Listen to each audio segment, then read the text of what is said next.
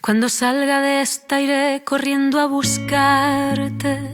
Te diré con los ojos lo mucho que te echo de menos. Guardaré en un tarrito todos los abrazos, los besos, para cuando se amarren el alma, la pena y el miedo. Me pondré ante mi abuela y de rodillas pediré perdón por las veces que la descuide.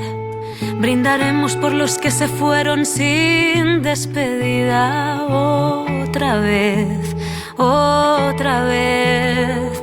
Pero mientras los pájaros rondan las casas nido, una primavera radiante avanza con sigilo.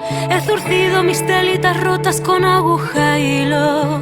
Me he mirado, valorado, he vivido.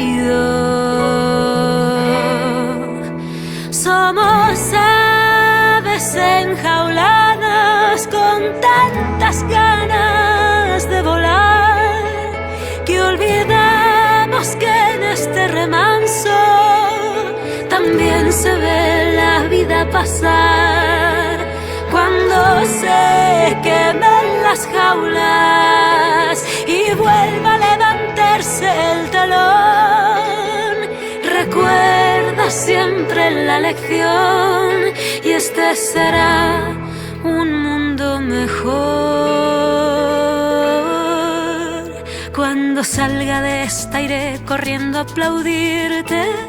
Sonreiré, le daré las gracias a quien me cuide. Ya nadie se atreverá a burlar lo importante. La calidad de la sanidad será intocable. No me enfadaré tanto con el que dispara odio. Es momento de que importe igual lo ajeno y lo propio. Contagiar mis ganas de vivir y toda mi alegría. Construir, construir. Pero mientras el cielo y la tierra